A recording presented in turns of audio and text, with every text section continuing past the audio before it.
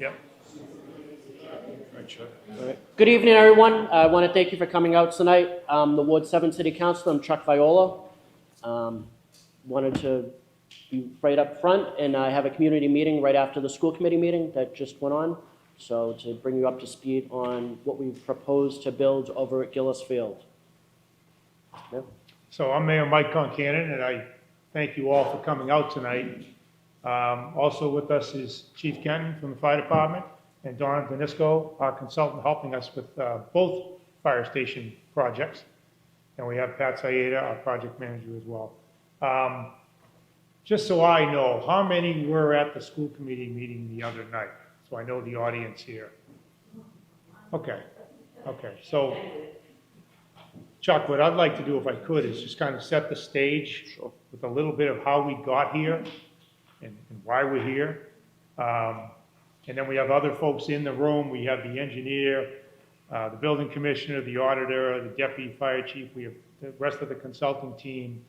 If particular questions come up, they're available to help us answer them as well. So we had a school committee meeting the other night, and I gave a bit of a background, a blurb on, again, how we got here. Try to condense that down a little bit if I can. Don't keep you here all night.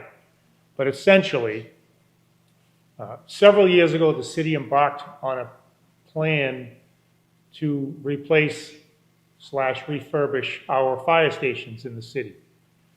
The first phase of that got us the new fire station headquarters right up the street here. It came out beautifully, and we're very happy with it. It's the headquarters. It houses much more of our equipment than a typical substation would. When that project was done, I should say that at the outset, the goal was to try to make improvements at a minimum at each of the 4 fire stations in town. The headquarters was built to replace the North Woburn station and the one up here at Clinton and Maine, Station 3. So that left us with the 4 stations. And the goal was to make sure that at the end of this whole project, we had 4 usable, relatively modern fire stations that would serve us going forward. So the first step was, of course, the new headquarters station. And it cost about $23.5 million to build that one. And that left us with about $6.5 million left from that first authorization, bond authorization. And when I came into office in January, we brought the whole team together and talked about how do we continue this significant impact on those remaining 3 stations.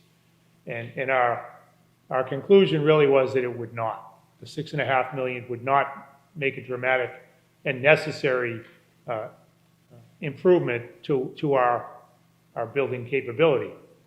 So we went back to the city council, and we're very grateful that the city council blessed what I would call phase 2, which was an additional $30 million, which would allow us to build 2 brand new stations, one in East Woburn, Station 4, and one on the west side, Station 5. And the hope would be that that remaining money from the first iteration, the $6.5 million, would be enough to make significant and sufficient improvements to Station 1 in the south end. So at the end of all this, we'd have a new headquarters, a new 4, a new 5, and an upgraded 1. And 1 was the newest of the 4 of them, so it didn't need as much, and we felt like we could make that type of impact we needed with that total amount of money. So the first step in that process, once we got the approval from the council, was to build a new Station 4 in East Woburn. Now, we were fortunate there because the plan was to build on the same site. That location, which is right across the street from the Goodyear School, has served us well. In studies we had done, it was a good location for response times. It was a good place to rebuild the building. So the plan was and is, we're executing it now, was to demolish the current Station 4 and rebuild a new refurbished, state-of-the-art Station 4 on the same footprint. So that's what we're doing now. We've done the demo. We're about to go out to bid for the construction contract to build this particular station on the same location in 4. What you'll also see is that we're using the same station model in 4 and 5. It's what we need, it serves our purposes, and there's no need or any sense in reinventing the wheel and having a different design over in the west side than the east side, because it's just what we need and it works. So we're beginning the process on 4. That's well underway. We have a fire station building committee meeting that happens every couple of weeks. It's well underway. At the same time, we turned our attention to Station 5 on the west side. And what we learned, we already knew, but was confirmed, we could not build that same station model on the lot of land that we currently own where Station 5 is on Lexington Street next to the YMCA. The station that we need would not fit.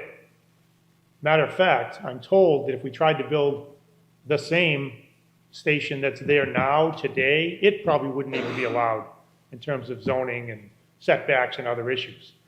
So we knew we needed a new location for Station 5.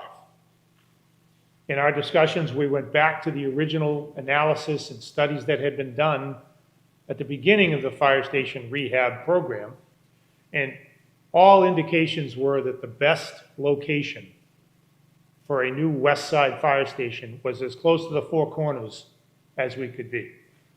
And that's based on response time and geography and needs. You know, if you know the 4 corners area, you know that you can go up Russell Street, you can go up Lexington Street, you can go up Cambridge Road in either direction, and you can head towards the center. And that's essentially the Station 5 response area. So, again, we knew and it was confirmed that the best place to build a Station 5 was probably the 4 corners. But what we did is we tried to examine all of the available sites that the city owned in the area near the west side. Yeah. So we looked at a bunch of different sites, but again, let me reiterate that point. When we got the bond authorization, it doesn't include the money to go buy land. It's the money to build.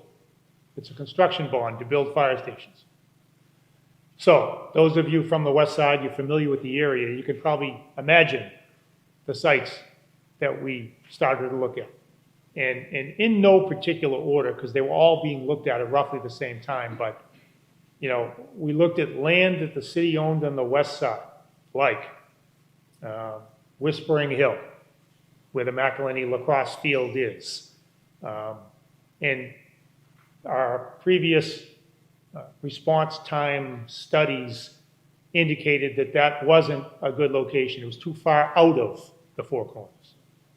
We looked at the Tarkey School site up at the top of Russell Street. Similar result. Too far out of the 4 corners, too close to Lexington and Burlington, not close enough to Woburn. We looked at the Gonzalez tennis courts near the Joyce, the Gonzalez Park tennis courts. Not a great location, kind of a small area, but in terms of response times and geography, that's just a little bit too far, I'd say northeast, away from 4 corners. Then we looked at Shaker Glen, the bottom of Russell Street, technically in 4 corners, in back of McDonald's and in back of Citizens Bank. You know, the city owns land there, and it just so happens that we have plans that we're working on and designs where we'd like to do some sort of improvement in the Shaker Glen area itself, rerouting some of the brook and cleaning up the area, and we're seeking grant funding. You know, there's a plan underway to try to do something there. And we thought that maybe we could piggyback on those efforts and carve out a section at the bottom and put a fire station there, because it is a good location in terms of response time. So we started exploring that possibility, and we're working with our design consultants, and we have environmental engineers and our own city engineer, and we started to look into whether we could do it. And the long and short of it is, when you look at the environmental requirements and the permitting and the timing and the cost to get an answer as to whether we could definitively put one there, we learned that it would cost a lot of money and take a lot of time to even get close to a certain answer. And what we also learned was that the timing with the other project and this idea of trying to piggyback and be efficient and save money and save time, it wouldn't coincide. So the Shaker Glen option was less and less and less attractive, more and more expensive and more time consuming. The other site on the list, of course, was the Gillis Field adjacent to the Reeves School. We also looked at the Joyce soccer field area. There's some topography issues, there's high tension wires. It's a little bit away from Four Corners, so that didn't make the cut. So ultimately we ended up looking at Gillis Field, trying to determine whether it could work. And we've been speaking with, again, our engineer and engineering consultants and our team, and each step of the way, the answer has been, yeah, that could work. So we're at the point, because that is city property, we don't have to go back to the council and ask for more money to go buy land. We own the land. It's under the jurisdiction of the school committee, because that entire parcel is considered school land. So the step we're at now is going to the school committee and asking them a pretty basic question.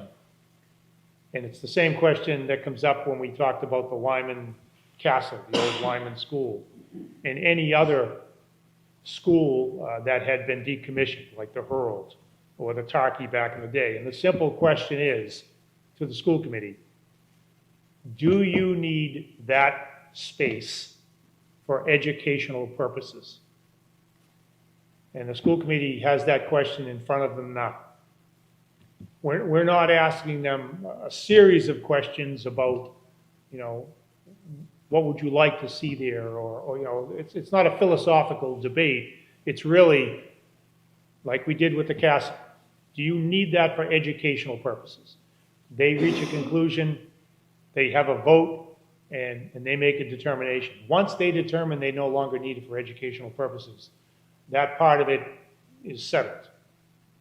So that's where we're at right now in front of the school committee. Now, we talked to them last week, and I want this to be the message tonight too.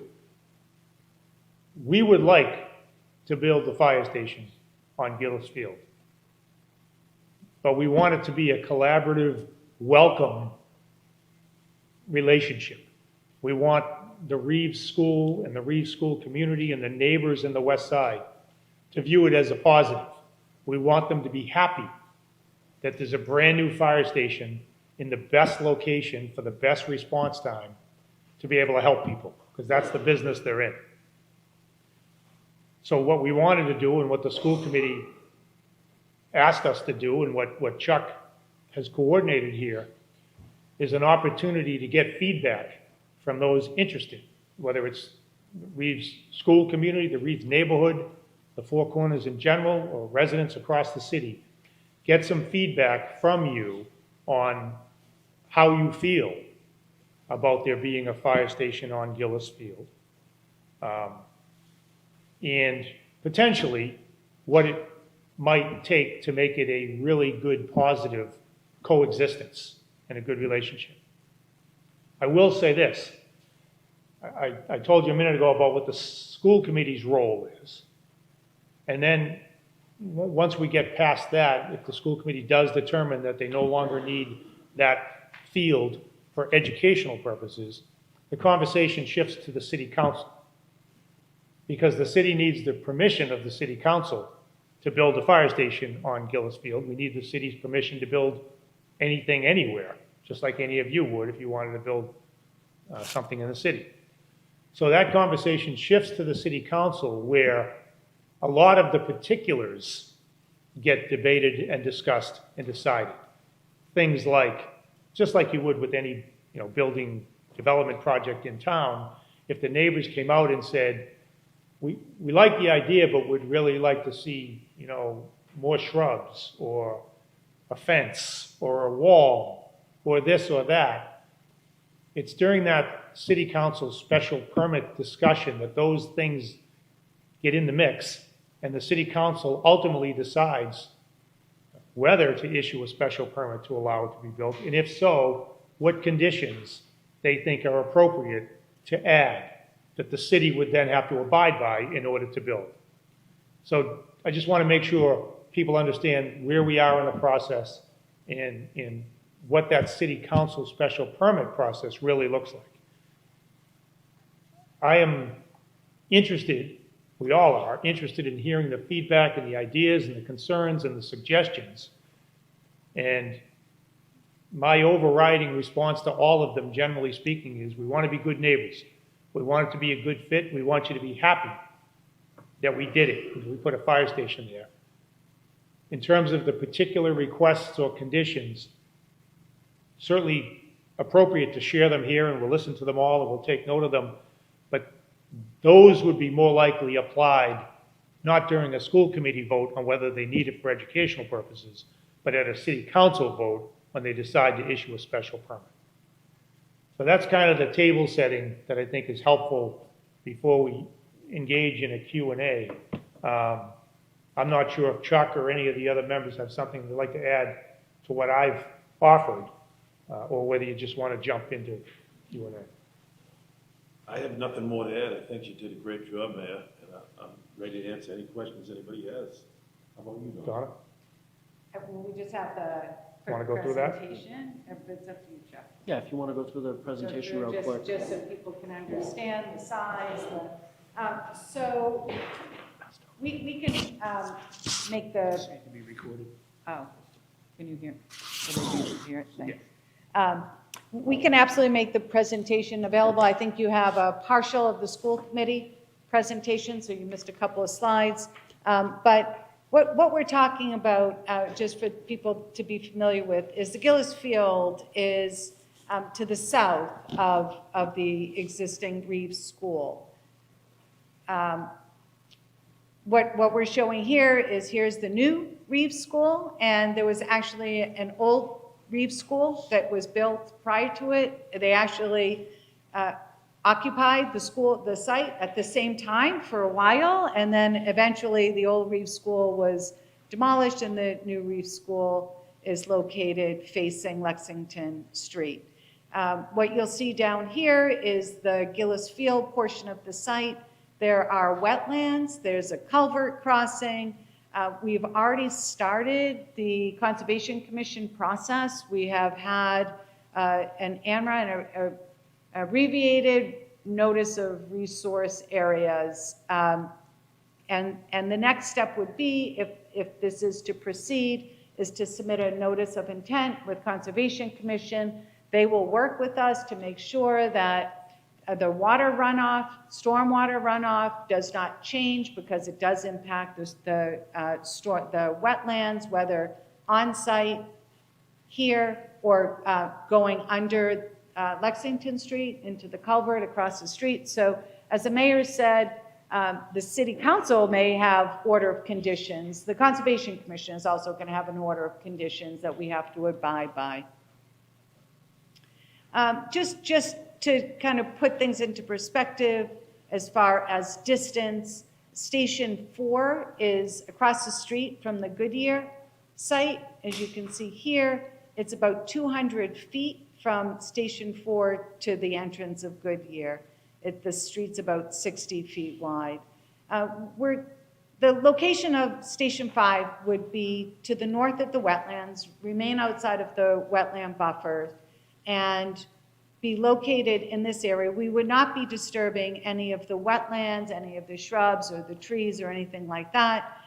The closest distance from Station 5 to the corner of the Reeves site is about 310 feet. And then all the way to the entrance is about 450 feet. And then the distance from this entry into the fire station to the entrance of the school is about 80 feet. And we are looking at shortening and reducing the entrance of of the school site. We recognize it's not always safe. It's actually too wide. How can we reduce it? How can we make it safe? And we recognize as well as the Lexington Street is a state street, state road, so we would have to go through Department of Transportation and their process and their review and their order of conditions as well. So we also want to point out that this isn't headquarters. This is one of the substations. Like Station 4, it's small. It houses, and maybe Chief, you could get into a little bit more, but 3 firefighters at one time. That's it. They have shifts that run 24 hours. So the most that we would have added traffic onto the site, other than the vehicles exiting for emergencies and responses, are three cars that would come in. They would stay for 24 hours, and then there's a transition time at around 7:30, 7:45 a.m. every day. 3 more cars would come in, relieve those firefighters. So really, you know, the traffic on site onto the school site is minimal. And we've kind of identified how the traffic circulation for the school actually works. So all vehicles exiting for emergency use would exit directly onto Lexington Street and would not impact school traffic or school operations. When we zoom in closer, you'll see that the station is actually, it's quite small. It's about 11,000 square feet in total. Footprint is about 6,500 square feet. So it's not very large. And the big component of it is the 3 bays for the vehicles. So we say it's a 3-car, it's a large, you know, it's a large house. It's 11,000 square feet with a very large 3-car garage. The tower itself is about 34 feet, and then the building itself is about 24 feet high. So it really is not very imposing. And here's a view looking from the Reeves School at the entrance, looking back at the fire station. And then this is sort of looking off of Lexington Street at the corner with the Reeves School in the background. And you know, you'll see that the garage actually takes up most of the space. This is a view of the parking area for the firefighters' vehicles. And then that's it. So as the mayor said, after this series, we actually go back to school committee on October 29th, and then we'll be going before city council. And we have a notice of intent to Conservation Commission in November with their review and discussion in December. We can maybe stop there and then we can. I think it's just good to re-clarify what the mayor said, that from this point now, we're going back in front of the school committee to ask them if they need the Gillis Field for educational purposes. If they don't, they'll revert it back to the city. And at that point, it will be going in front of the city council, and during the special permit process, city council will deliberate and put conditions like we would any other project within the city, whether it be, could be, as the mayor said, it could be shrubbery, could be lighting, could be fencing, could be things of that nature. So that's things that we would talk about, that residents could come up in front of the city council during the special permitting process. If there's something you're looking for, you can bring it up then, and the council would deliberate it going forward. So I think at that point, I think we're open for questions. Chief, do you just want to talk a little bit about the need for new fire stations so people understand, you know, how badly we need to upgrade these stations? Yeah, so the station was built late 60s. It's outgrown its use. We've outgrown it. Doesn't suit our needs anymore. And even the location where the build-out of the Four Corners and up in Lexington Street and Russell, we need to be a little closer. So, and again, we can't build on the existing site, just can't do it. The brook comes on 2 sides of the station and it's too close. So we're really, and the conditions that they live in, the firefighters live there now are deplorable. It should have happened a long time ago, but it didn't. We're not going backwards, we're moving forwards. And we're ready to, we need to get them out of there and into a new station. I would bet that there's a question in somebody's mind about what's it like having a school next to a fire station. We've asked that question a few times internally, and as recently as Friday, I was at the Goodyear School on Friday morning for we make weekly visits to different schools every Friday. Goodyear was up, so we talked with administration and some staff. And then, ironically, Friday night, I was back at the Goodyear for their trunk or treat and got a chance to talk to a few of the parents. Informal survey at best, but anecdotally, the response that I heard from the Goodyear community was that they love having a fire station right across the street. They view it as a positive. They view them as great neighbors, very respectful and understanding that there's a lot of activity at the school. So when the firefighters are responding to calls and coming back from calls, they understand the environment they're operating in and they're very cautious and careful. They don't just indiscriminately put sirens on at all hours of the day and night because they have sirens. They don't do that. And they also talked a little bit about the relationship between the school and the fire companies that work there. They view them as their neighbors. And they have events that they come and go, one will go to the other. And they have strong relationships that have been built. So I think I already knew it, but it was nice to have it confirmed that the Goodyear community viewed it and views it as a positive to have a fire station right across the street. And in the event of an emergency, it's terrific to know that those first responders literally can run across the street. They grab a bag and run across the street, and they're helping a little kid or a staff member in distress in seconds. So I just wanted to share that. That was the sentiment that I heard overwhelmingly from the Goodyear community. Chief, if you can expand on the training that goes into the firefighters when they go to drive the vehicles. Like, it's not somebody that just gets on the job. Can you explain more? So it's constant training. We train 2 or 3 times a year in vehicle safety. We usually go down and we bring companies in to run through all aspects of driving. We have policies for how we respond to calls. And I know you had a question about the lights. Every one of our emergency vehicles is equipped with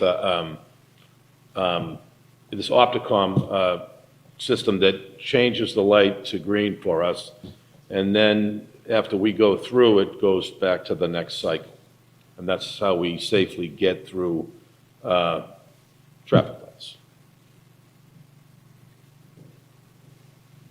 Hi. So I have a question. So one thing I think it's a great idea. My kids went to the green, so they're right up the street. But I know some people were saying about the noise, disrupting the children during the day, if trucks are coming in and out. Yeah, so we track responses, and we probably do 9 or 10 a day, and we don't want to create noise, so when we come out of the bay, the lights are on. We're hanging a left on Lexington. We may be able to just get right out on the road and not encounter anything that we'd have to flip the siren on for. If we go the other way, when we hit the 4 corners, we're going to we may hit the siren as we approach to get through the traffic. Is there any place in Woburn that there isn't traffic? You know what I mean? So we're pretty good at getting through and navigating safely. You wouldn't necessarily turn them on right at the meeting. No, that is never the intent. And again, many times you have to understand, You know, when we're driving the engine or the ambulance, it disrupts the patients that we're responding to also. Have a sick person in the back of the ambulance, that's not the best thing for them, you know what I mean? So we'll even sometimes not even have our lights or siren on, and we'll go with the flow of traffic if it's not an acute patient. So those of you who are of my vintage, you probably remember the show Emergency, where the second the call came in, all you hear is loud horns and sirens before the door even goes up. That's not how they do it. No, that's not real life. I have a question on the main site plan. I live on Parker Street, and I'm looking how there's the station, and some of them are going right. There's a tiny little street going from Parker to the school parking lot. You see it's the white. Yep. I walk with my grandchildren down that way. Are the fire trucks going to come up here? I mean, So the emergency, the emergency vehicles will only respond out of and come back to from, Lexington. is it me? I don't know, it is No, you. From Lexington.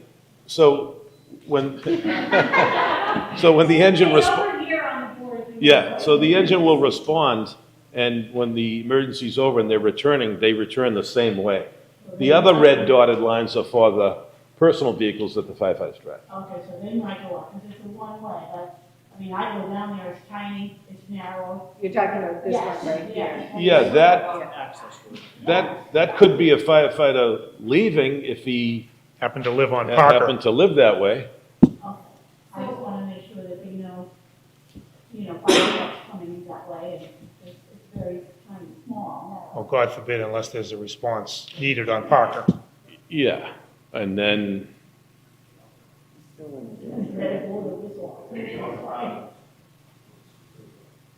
yes, ma'am. Just jumping on board with what she's saying, I'm also on Market Street.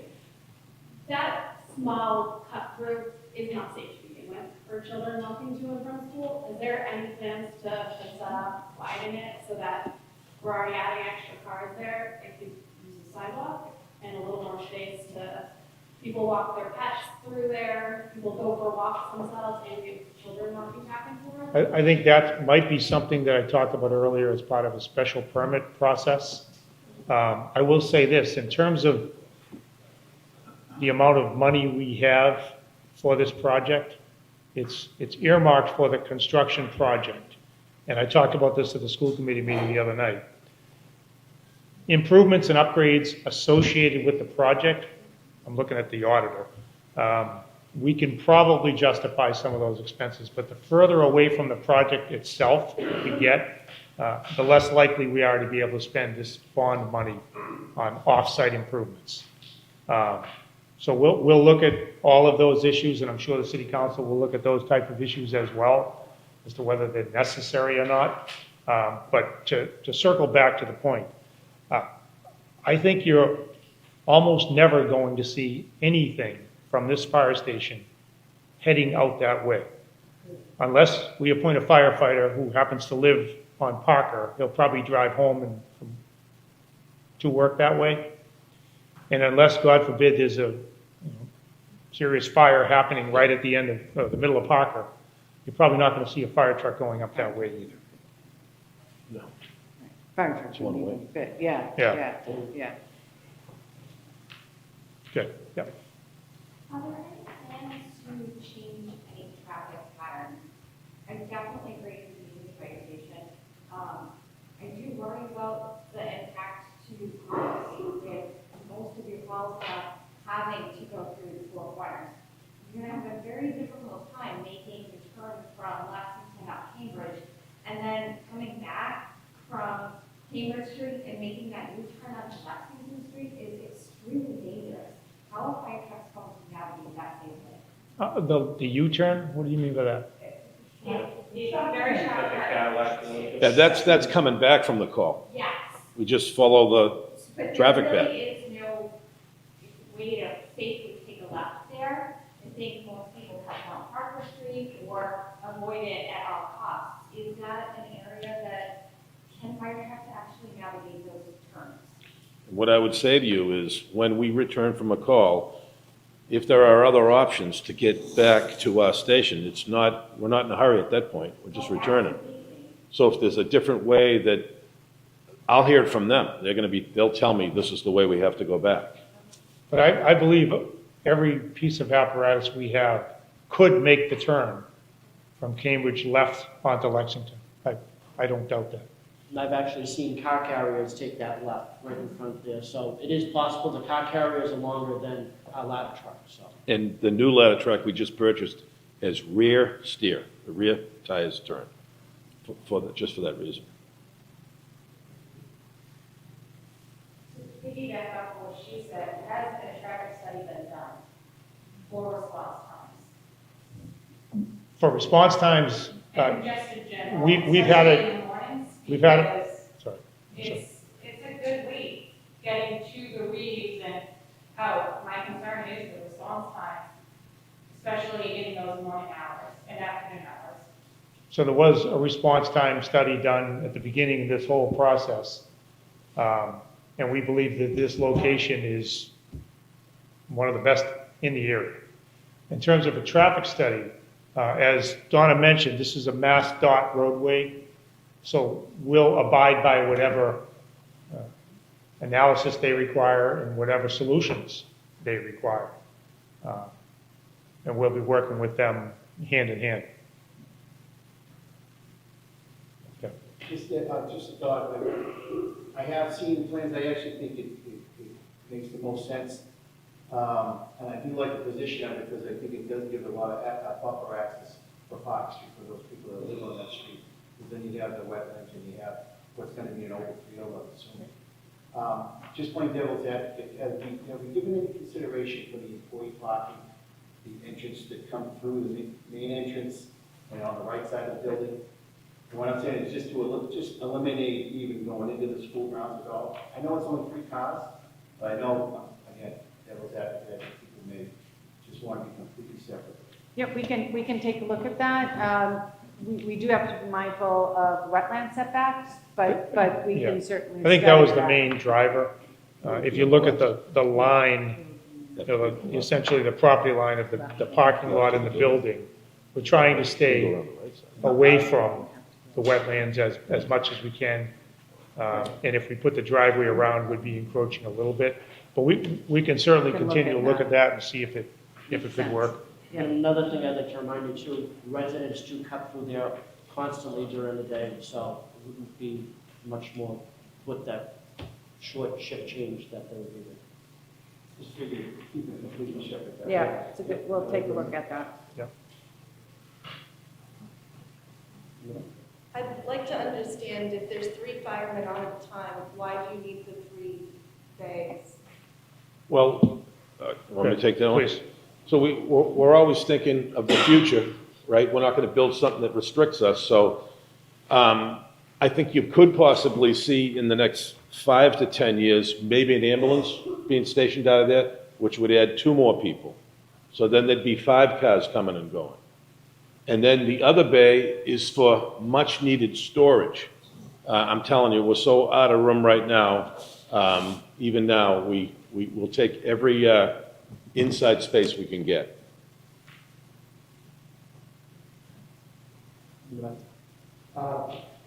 Parent of a Reed student and also a baseball coach. Sad to see a baseball field leave town. But is there any plans to put grass around the reefs where it's just like a deplorable soccer field right now? I think that's something we could talk to the school committee about. As I said earlier, off-site improvements, we have to be careful about spending fire station construction bond money on something that's not directly related to fire station construction. But we can talk with the school committee about what else is needed over at the Reeves. I hesitate to commit to it right now. Yeah, taking away grass, just putting grass back where it's supposed to be.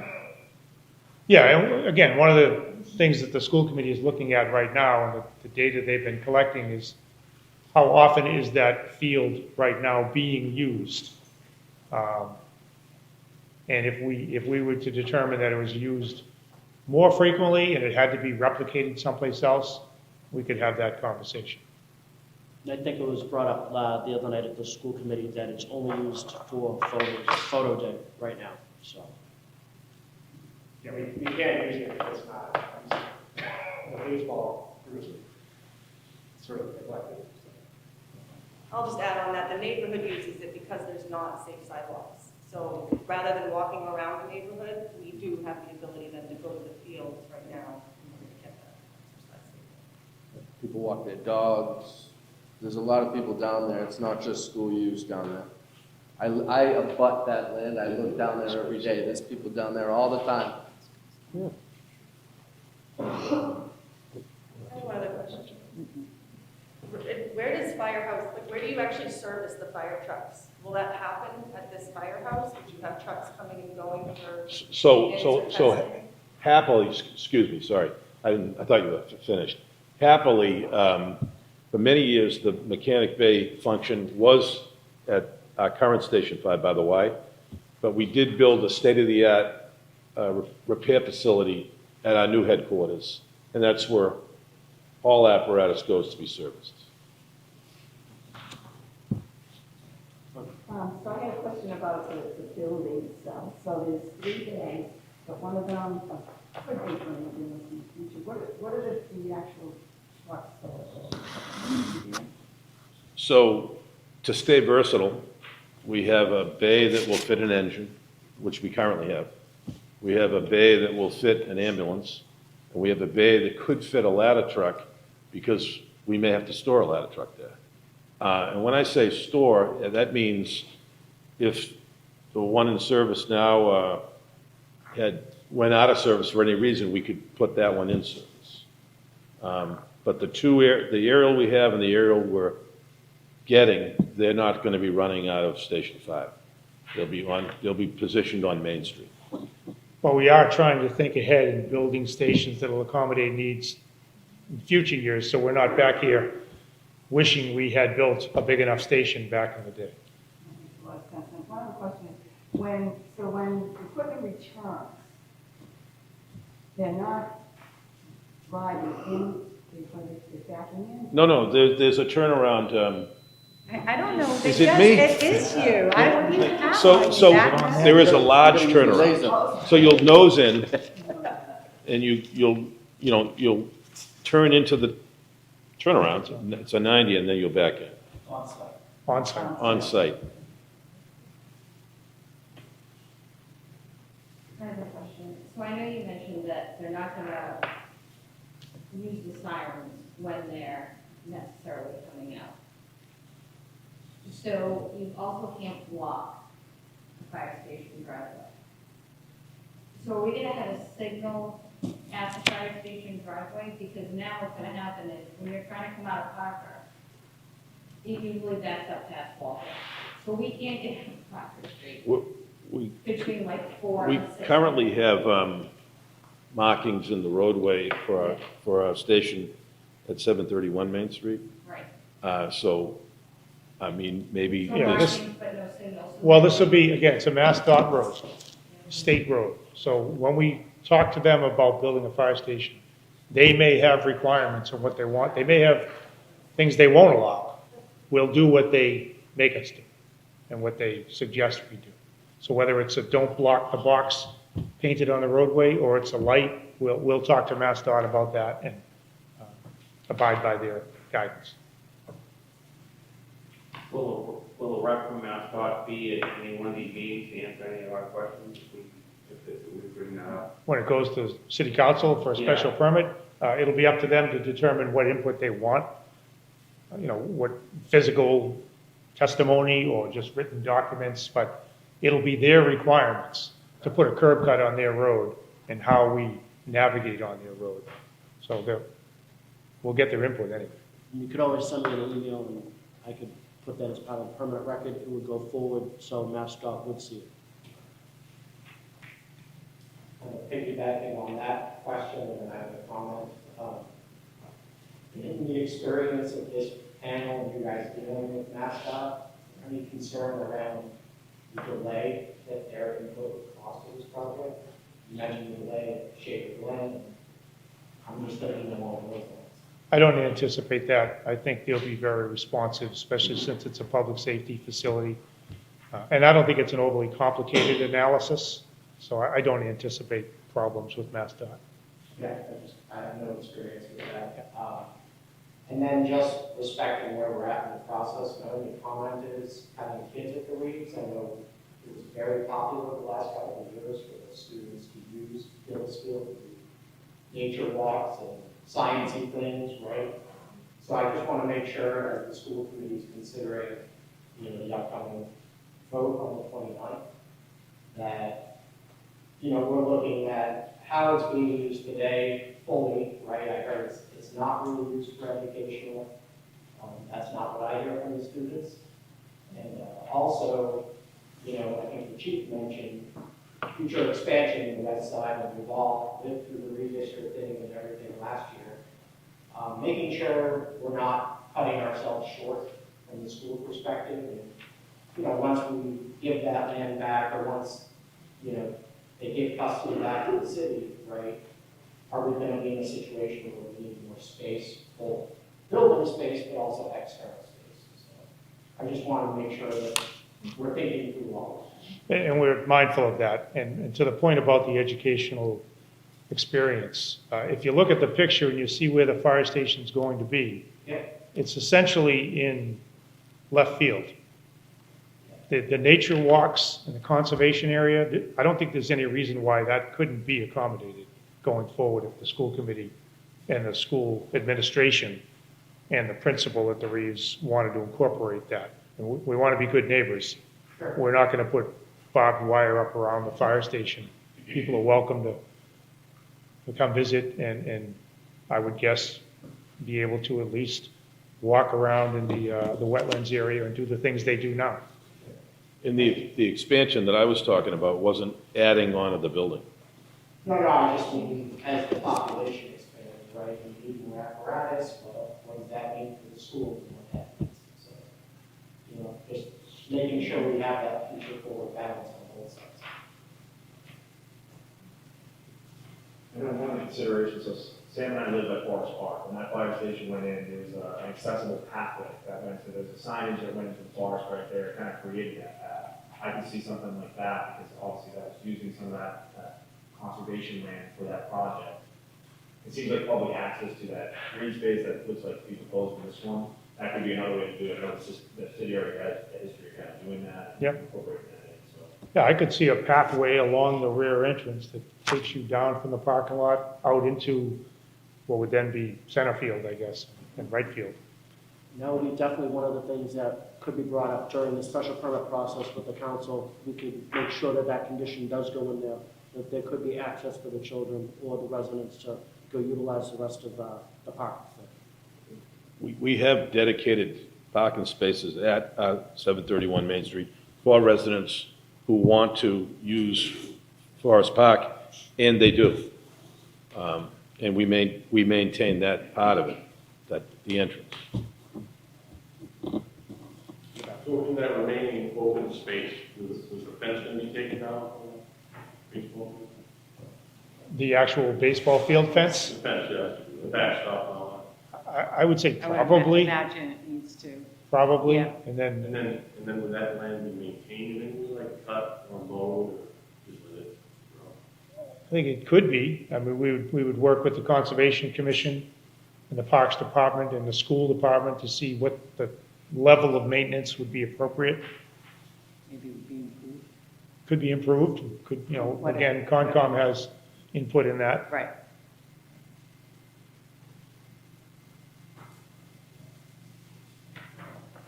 It's built on the ball field. Will be a new ball field created to the west side or south of the city to replace the capacity for food?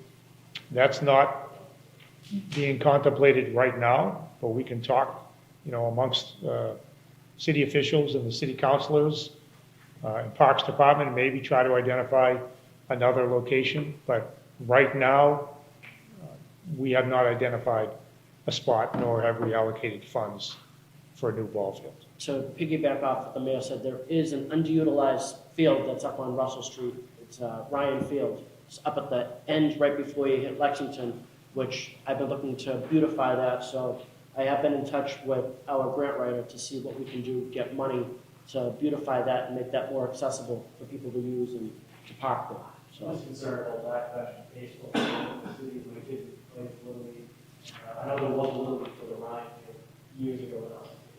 And I just think you gotta try to replicate the ball and stuff like that. Yeah, and we could talk with the Recreation Department and with Little League to gauge the actual demand for baseball fields in the city.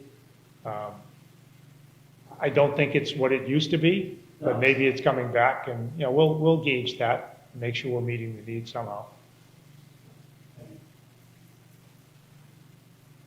Is the truck low emissions, or is it a diesel truck? I don't, just curious about fire pollution. Are they what now? They have, yeah, I mean, yes, they have emissions on them. They're diesel. Yeah. So in the winter time, do they have to like warm up, or how does that work as far as noise and the trucks like running and stuff near the school? So any emergency vehicle has to maintain 75 degrees or whatever. They have air lines and power lines to them as they sit in the bay. So they warm up inside the firehouse? They're ready to go. And There's just to no, be clear, they keep warm, not running. They Oh, keep them But warm you don't in need to like the go bay. outside of the firehouse, have them warming up, or you're not gonna be running them outside and things like that, outside of halls? absolutely not. And then I just have one other question. When you're talking construction, would there be construction vehicles going down Parker Street? I don't anticipate that, no. No. We Yeah. haven't gotten to the construction routing yet, but normally first we limit, a lot of times we'll limit the construction vehicles. You can't arrive during school arrival times, you can't arrive and depart, arrival departure times, but normally they look for the largest roads, the easiest ways, and we can also restrict roads from entering for construction vehicles. So we haven't gotten that, this is like the first phase, but we absolutely can take a look at making sure they don't go down secondary roads. And the main goal would be that the construction activity is contained on this site. And any offloading, any staging would happen here. If not, we can explore other locations to stage, maybe over near Shaker Glen and back of the McDonald's, that long stretch of parking lot. Those are things we can dig deeper into once we begin the construction plan. But the goal we don't want to inconvenience the neighbors. We're not looking to have big trucks full of steel driving down Parker Street or anything like that. Any idea when this will commence? If everything goes as planned, we still have to have conversations with Department of Transportation, but assuming that goes as we expect, we're already lined up for Conservation Commission, so we know we're okay there. We have school committee approval, then we have city council, but if all of this goes as planned, our goal is to start construction in June. We'll probably do an early site package. We probably want to prep the site so all the trucks come in and off the site, so we could do that in advance of the actual final documents being out to bid with the general contractor. But we're looking at about a 14-month construction time. It's very similar to what we're doing at Station 4. So our goal would to do a lot of the initial construction, the steel erection, that kind of thing, over a summer, so that would be the least disruptive to the school. And then we would complete, by July of the following year, 2027.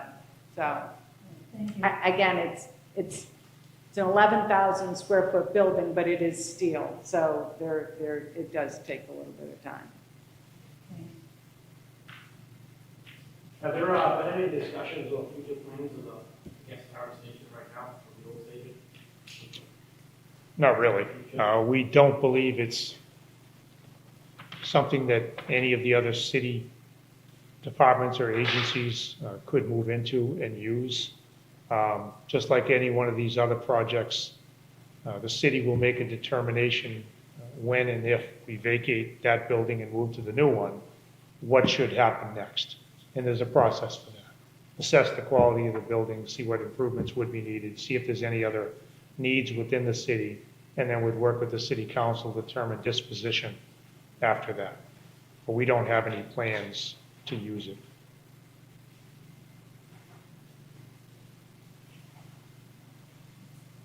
Wait, Let me just back a little bit first. Go ahead. I just had one final question, being so new to this. If the firehouse goes up and then after the fact I have an issue, who do I bring that to? Or how does that work? Could contact me, so. Okay. So, Or you could call me.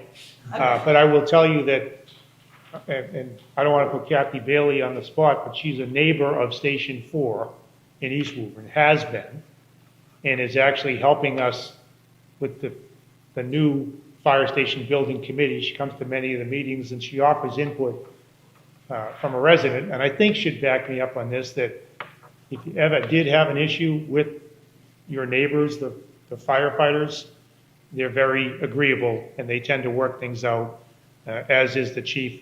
We actually did a neighborhood meeting for Station 4 because we relocated them to a temporary location while we were rebuilding their building. So we met with those neighbors and talked through what it's like to have a fire station near you. What are your concerns? What can we do to be good neighbors? And I think they felt we were responsive. So, There's a woman in the audience. go back here, Chuck.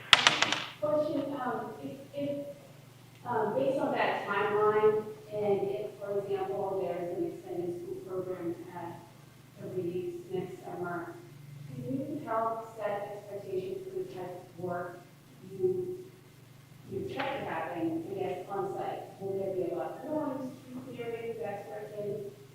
Yeah, so depending if we can establish an early site package, which would be ideal, right? Clear the area, provide an entrance for the contractor so that no one goes onto school property. We would like to do that in advance. And then the first phase of construction is the erection of the steel. So it is loud, banging and whatever, but again, it isn't like erecting a school, like the Goodyear School or the Pearl Lyman School. It will go up much faster than that. But we'll work, and we actually also do take ambiance readings, noise readings, before we start construction to make sure that we can monitor and manage that noise, which I know the school department was also very interested in making sure, because they have special programs at the school to make sure. But if it's a summer program and you use the outdoors a lot, we should take ambient readings to understand the level of noise currently, and if we need to take any special measures to mitigate that sound. Yeah. You go first. I was just gonna ask about the grading level, because I don't know if it's just the pictures, but it looks like there's a significant change in the grade, because right now you step down into the field. It looks like it's much higher. Is that because it's near the wetlands, and there's a lot of flooding there?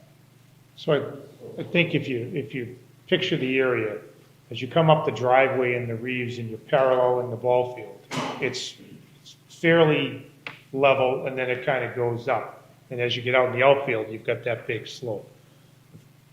The fire station is closer, I think. So there's a bit of a grade. So in other words, if you were a firefighter reporting to work and driving in, yeah, you'd be going down a slope into the parking lot at the rear of the building. But it's not a huge grade. Yeah. It's, I know we were saying, are you looking there? bottom picture, it looks like it's That's what I said down. today. Yeah. I think it's the angle of that. Yeah. Technology. For the site clearing and construction, are they restricted to work within certain hours? Because we are literally across the street. Yes. So they are. And then a lot of times we'll say, you can't have trucks arriving and departing during school arrival departure times. That's number one. But we also put restrictions not before 7 a.m. And then on the weekends, depending on what your noise ordinances are, a lot of times they can't work before, what time? No. It's the same, it's 7 a.m. Say 7 a.m. and on Sundays, same? Sundays, usually, we don't allow it. We but- don't. And that would be part of the city council special permit process. At dusk They would control. add those conditions. So as we go forward, if this does go forward, when the city council does get it, I suggest either write me an email or come to the meeting, speak up what you would like to hear for hours. Yeah. And Chief just mentioned, as part of the construction process, there is clearing, there's dirt, there's debris, but they also have a dust control that they have to manage and maintain. So they will water, the site to make sure the dust doesn't kick up. They also have to, wheel wash their tires as they're exiting the site so they're not dragging the dirt throughout the neighborhood. Yeah. We'll have a clerk of the works who actually will be there on site, hired through your owner's project manager, who will make sure that the contractor adheres to all of these requirements as well. Like no smoking, like we're by a school, so there's no smoking, there's no swearing, right, there's all kinds of requirements, so there's someone there to maintain and monitor them. Yeah. Donna, do you know of any other place that has an elementary school, fire station, or a first responder that's actually done this, so we can try to recreate the wheel if it's already been done? Sure. Some people's concerns? In my town of North Andover, actually, we have a new high school, and at the very tip of the high school, I can't make this up, in front of a field, they put a fire station on a corner lot, and it's a Mass DOT road. And yeah, we've coexisted. Everyone thought we were, up in arms and crazy, and it's a substation like this. It might be a little bit bigger. It's I a don't 3-bay. know. It's at least a 3-bay. Yeah, actual 3-bay, not anticipated. And they put up a light, and the light only goes on when they need to exit it. And it's on Chickering Road, 125. It's much busier than Lexington Street, and it's probably been up for over 5 years. Yeah. That helps. Will there be any blasting, because in the Reeves we built, there was a lot of blasting. Will this need any blasting? I don't think we have not hit, no, we have the opposite. It's wet. Okay, so will the Yeah. lawyers have to go in and all that? Yeah, well, we'll have special borings, or we'll have special for foundations. But we're still working through all of that, still a little preliminary. But yeah, there won't be any blasting. We haven't encountered any ledge. Oh, because the Reeves we have a lot. Yeah, and here, Yeah, right? Yeah, we don't anticipate any blasting. Okay, and so then, on the dedicated driveway for construction, that would be started before they arrive, so that we're not using, because we plan on using the Reeves for summer school. So that could be creating real. issue. Right, the first, whether it's an early site package, that would be the first thing, right? Is to come in and clear the site and prep the site and create an entrance here, Okay. so that they never have to enter onto the Reeves School. Yeah, because the Shamrock is finally getting its new roof, so we can't use that school, so we have to use the Reeves. Oh, because that's happening this Yes. summer. Yeah, Yes. yeah. And, my kids back in the day, 100 years ago, played ball there, and it was, wet stuff. And I don't know if Article 97 comes into play here, that we have to somehow, have we gotten notification that we do not have to land swap or anything, or? I just don't want to get into this and all of a sudden realize the state decides that, oops, can't do that. Now, we have City Solicitor Salvati, who's been part of the Fire Station Building Committee, and he does not believe that that's an issue. But have we asked, if we've got something right from the state? I don't know that Mark's asked the state, but we've asked Mark. And he serves as the city's attorney, so. As long as we know, I just don't want any problems, $10,000, I don't have a problem again. Just, that's one of my concerns. Okay. And I just wanted to make note that it was a good year in the Reeves, They're two totally different schools as far as their use. The Goodyear, everything's in the back of the school, not facing the fire station, where the Reeves is out front. So I just, it's a little, that's why the fencing is kind of an issue for me. I know it's outside the, the building law and stuff, but we may need to put security around it because we do have a population there of kids that need extra protection.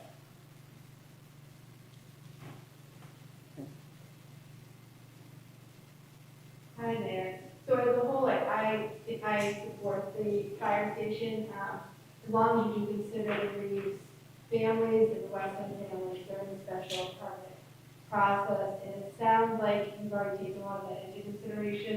Some questions I've had from other Reeves parents would be things like noise and traffic, which you addressed. School time shifts. It sounds like the shifts change before school starts, 7:30. I know the last meeting, Andrew Lister covered that there won't be any harmful sprays used there, which is great. I have a question about, last day, we already answered that. At the beginning of the process of talking about the fire station, someone had mentioned the wall up or noise. I don't know if that's necessary, but that was mentioned way back when. What else? Another thing that a parent mentioned, which I think would be a great idea, is if the school committee does choose to give the land to the city for this, something saying that if and when the city decides not to have this used for the fire station use, it could be sent, it could be given back to the schools for school use, or at least first steps. So that could be in 50 or 70 years, but we've seen these fire stations go up, we go, no longer use that for a certain amount of time. So I think that can be something considered for the future. I'm not sure of the legality of us finding something like that 50, 70 years from now. What the folks who are sitting in these seats determine at that point, if for some reason we no longer need it for a fire station. But I assume they would go through the same analysis we do on every decommissioned building. Who needs it? How can it be used best? So I'm not sure how we would proceed with that, but I think I understand your point. Yeah, because like, the concern is that there's so many properties taken out of school use, and then we're in situations where we want to. Yeah, I think the wall idea, is that been discovered or talked about, putting the wall between the school and the fire station, to noise, is that necessary? Again, I think that's something that the city council will look at during the special permit process. I think we talked a little bit ago about the slope and, maybe we use that in our favor. I'm not sure whether there's arborvitaes that are planted along the slope or something that serves the same purpose. I think we can look at those type of things, but I think it's more likely to come up during the special permit process with the city council. So I defer to them. As a whole, I think it could be good for the school, especially if you do put in something like the nature walk that we discussed, the exhibit Forest Park. I think there could be some positives out of it, the quick response time, et cetera. And I appreciate that you are contributing to moving forward in the planning process.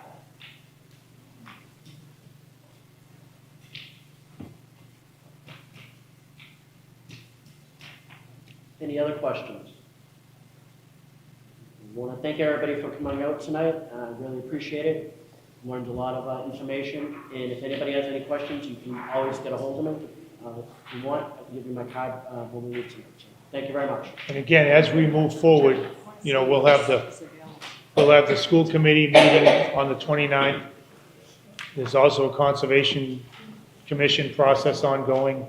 If those two things go well, the city will file for a special permit to construct a fire station, and there'll be an opportunity to weigh in at that point with the city council in a public hearing. So there's several opportunities to be heard.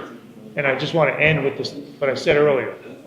We want this to be viewed as a good thing. We want people to be happy that we put a fire station over there. We know they'll be good neighbors, and we hope that in years to come, people come back and say, we're really, really glad they put that fire station there. It's working out great. That's the goal. Last thing is, all this information that we've shared tonight is on the city's website, so you can go on there and you can easily find it, so. Thank you. Thank you. Thank you, everyone.